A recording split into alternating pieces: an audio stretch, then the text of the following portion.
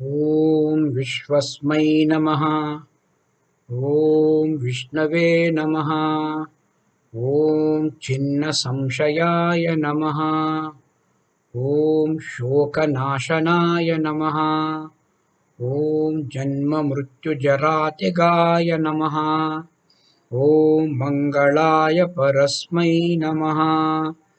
ॐ मुक्तानां परमायै गतये नमः। ॐ लोकत्रयाश्रयाय नमः। ॐ शक्तिमतां श्रेष्ठायै नमः। ॐ सर्वशस्त्रभृतां वराय नमः। ॐ सर्वप्रहरणायुधाय नमः।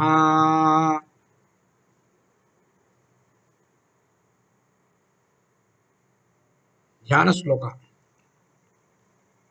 शान्ताकारं भुजगशयनं पद्मनाभं सुरेशं विश्वाधारं गगनसदृशं मेघवर्णं शुभांगं लक्ष्मीकान्तं कमलनयनं योगिहृद्यानगम्यं वन्दे विष्णुं भवभयहरं सर्वलोकैकनाथम्।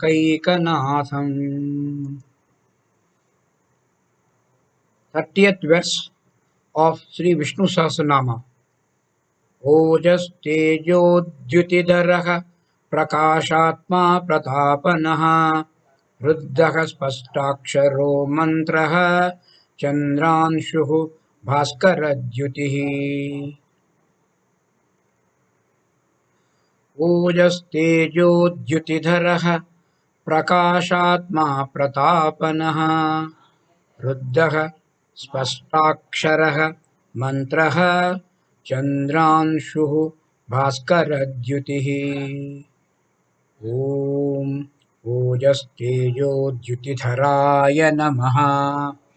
ॐ प्रकाशात्मने नमः। ॐ प्रतापनाय नमः। ॐ रुद्धाय नमः। ॐ स्पष्टाक्षराय नमः। ॐ मन्त्राय नमः। ॐ चन्द्रांशवे नमः। ॐ भास्करद्युतये नमः।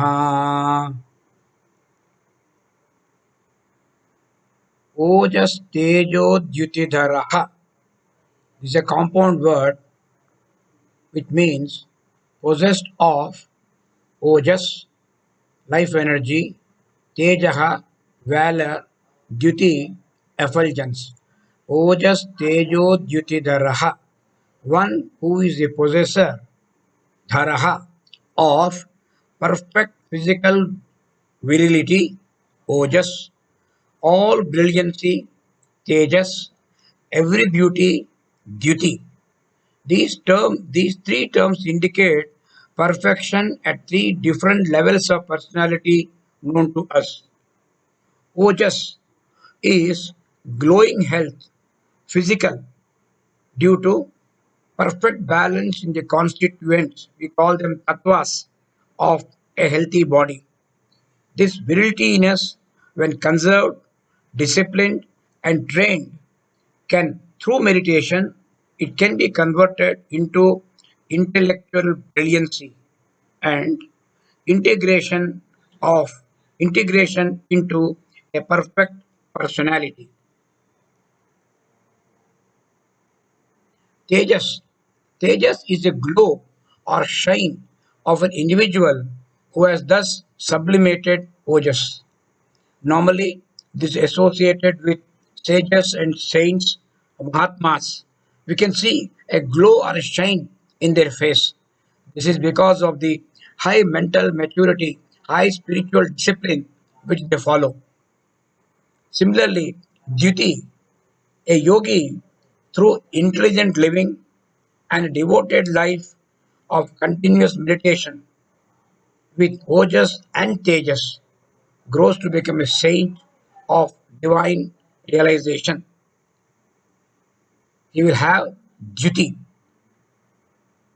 the enchanting atmosphere of peace and compassion, love and perfection, knowledge and strength that such a man throws around all around him is duty, aura of divinity. So normally in the portraits of gods and goddesses, you will see an aura depicted graphically. Now Krishna in Bhagavad Gita says, Balam balavatam chaham kama raga vivarjitam. Now, strength is not the only issue. Lot of people have strength, like Duryodhana, Ravana, they are superhuman strength. But that is not the strength which a person should have. The strength which, for example, Arjuna has, Lord Rama has, Krishna has. So this is the strength, but that strength is because of it is free from narrow desires, attachment, dvesha. It is without that. Kam raga vivarjitam. Balam balamatam chaham. Balam balamatam cha aham. Among the strong, among the strength, I am the might in all the strength. But without kama and raga. Similarly, about tejaha. Tejaha tejasvina aham. Krishna says, whatever strength a person has, whatever tejas, glow, brilliancy, intelligence a person has, it is an aspect of divinity. Ojaha is basically related to the physical body. It is the Sharirika Prana Bala. Tejaha Manasika Vikasa. Duty Buddhi Prakasha. Ojas associated with physical strength. Teja associated mental growth. And duty is intellectual ability and a glow. All these three together are found in abundance in the Paramatma. So the Paramatma will be a sort of a luminous self, Prakashatma, the effulgent self, the one who is the self in all the hearts, one who can be experienced as the consciousness.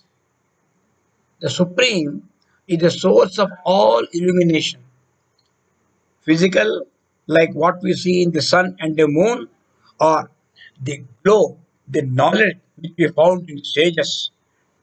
You see the illumination. Illumination associated with knowledge. Physical illumination is about light and heat.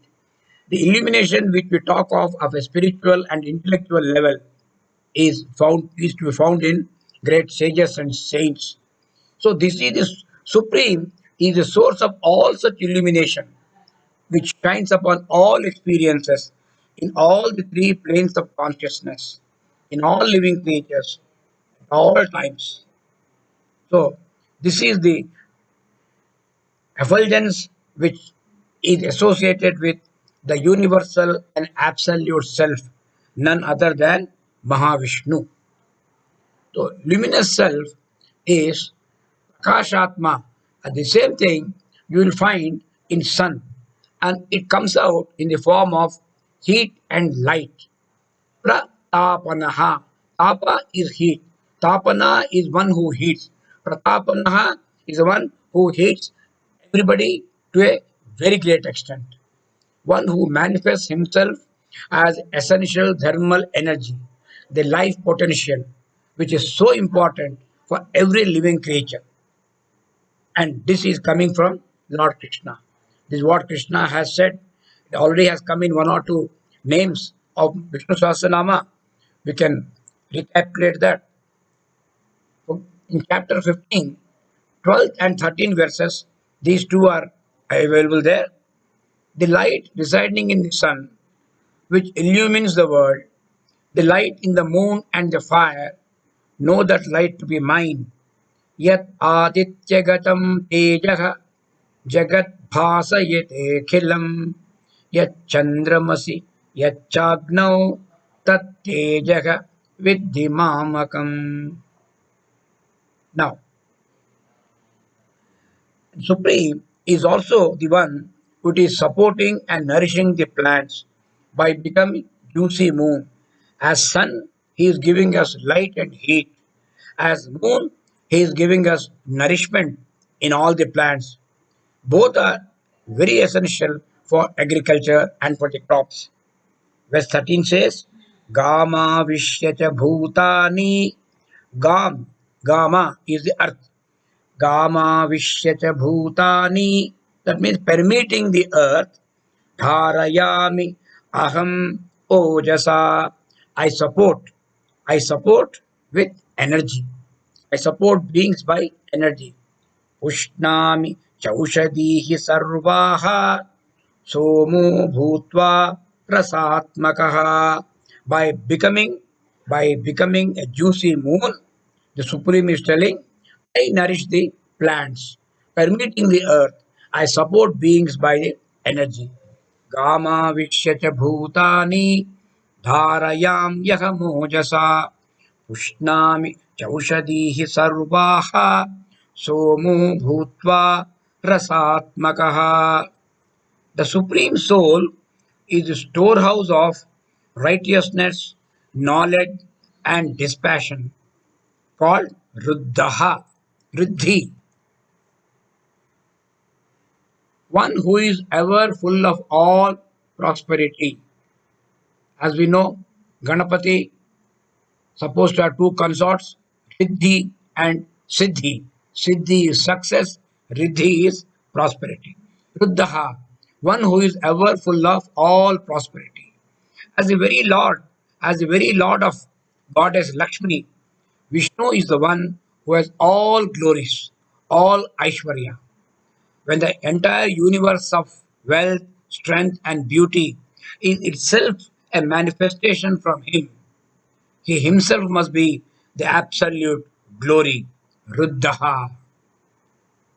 The Supreme, possessing such righteousness, knowledge, and dispassion, is clearly denoted by only one, that is supreme sound, primeval sound, Om. It is that's why it's called a Spashtaksharaha. Spashtam means clear. Akshara means a letter symbol. Om. Supreme sound Om is called Spashtaksharaha. One who is clearly indicated by the supreme sound Akshara, Omkara. It is the Param, it is the Supreme Lord. Again, Bhagavad Gita has a verse, chapter 8, verse 13. Om it Om iti eka aksharam brahma. Eka aksharam is Om. Om, one single letter, one letter word, that is Om. Om iti eka aksharam brahma. Om it eka aksharam brahma. Now the importance of this, the significance of this Om is mentioned in this verse. Any person, a person reciting this single syllable Om, remembering me when he departs, leaving the body, he attains the supreme goal. Sa yati paramam gatim. He reaches the supreme. Yaha prayati tyajan deham. One who leaves, one proceeds when giving up the body. That is at the time of death. At the time of death, when we give up the body, if we proceed uttering this sacred word in the very last moment, such a person will definitely attain the supreme. That is what this verse says. Om it ekaksharam brahma vyaharan mam anusmaran vyaharan mam anusmaran yaka prayati tyajan deham sa yati paramam gatim. Kshara means perishable. Akshara means imperishable. Spashtaksharaha, spashta aksharaha. Akshara has one more meaning. Akshara means a letter. Akshara also means imperishable. Opposite of that is kshara. Kshara means perishable. And what we call perishable is also an aspect of the same Purti Paramatma. The perishable is no doubt nothing other than the all perfect, the immutable truth. But why is it perishable? It is perishable because of the imperfections of the instruments of perception, imperfections associated with our body, mind, and intellect. Because of this, the perceiving ego, we can experience only this world constituted of a plurality of sense objects, emotions, and thoughts. Sense objects, body, emotions, mind, thoughts, intellect. This is association. So, a ego, perceiving ego, because of these imperfections attached with these instruments of perception, can only perceive this world as if it is full of plurality. It cannot see the unity. The ego now peeping through the instruments, as long as the ego is peeping through these instruments, that is our normal physical eyes, ear, etc., can never experience the supreme reality of the divine. It is possible only when the mind is quietened, ego sublimated. This possible only in meditation. When a person is able to do meditation over a long time with full concentration, with no distractions, only then the mind becomes quiet. Ego will be sublimated. Then the immutable Akshara factor, immutable Paramatma will be experienced. There we will get the clearest, that is Spashta, understanding of the absolute. So it is called Spashta Aksharaha, clear idea of the Akshara, immutable personality. Since it is thus clear only in the immutable nature, that is Spashta in Akshara, only because of that it is called Spashtakshara. Spashtaksharaha is the name of Mahavishnu. Mahavishnu is identified with Spashtaksharaha, or Spashtaksharaha enables us to perceive, to comprehend Mahavishnu. The Supreme, clearly denoted by the Supreme sound, is known only through mantras of the Vedas, Shastras, only through that. So, Paramatma is also called mantra. Now, we say Paramatma is known through mantra, or Paramatma himself is mantra. So, declarations of the Veda mantras, Veda mantras, these are like vehicles which take us straight into the experience of the transcendental supreme self. Now we are aware that quite often the destination is known by the vehicle, or the vehicle itself will get the name of the destination. A small example can be given. For example, Tirupati is there. Tirupati is known by different names. Venkatadri, Narayanadri. Okay. So there are trains, Indian railway trains are there, which take us to Tirupati. What are they called? One is called Venkatadri, one is called Tirumala, one is called Narayanadri. Why? Because we identify the train which carries us, which transports us from here to the destination Venkatadri, itself is called Venkatadri. Similarly, mantra is a vehicle. It carries me. It carries me, helps me to reach the supreme, who is called mantra. The carrier is also mantra, the destination is also mantra. So this is a way we can understand. So only through the mantras of the Upanishads we can experience the supreme nature of the Lord. So he is named as mantra. The supreme known through mantras removes the heat. We call it tapa, samsara tapa. The heat, that means the problems, the sufferings associated with this samsara, the cycle of life, cycle of birth and death. So this tapa is reduced by the present cooling rays of the moon. Chandra Amshuhu. Chandranshuhu. So next name of the Paramatma is Chandranshuhu, rays of the moon. The moonlight has got an effect upon the herbs, which was known to India in the Vedic period. This already we have seen just now, this particular verse. It says, Kama Vikshya Bhutani Dharayami Aham Ojasa Ushnami Chaushadihi Sarvaha Somo Bhutva Prasatmakaha. So the effect of the moonlight on agriculture was known long, long back in Indian culture. So the Lord, as the moon, as a rays of the moon, nurtures and nourishes all living creatures by instilling into each its particular vitality. It comes out through agriculture, comes out through crops, food grains, fruits, etc., with which we are able to survive.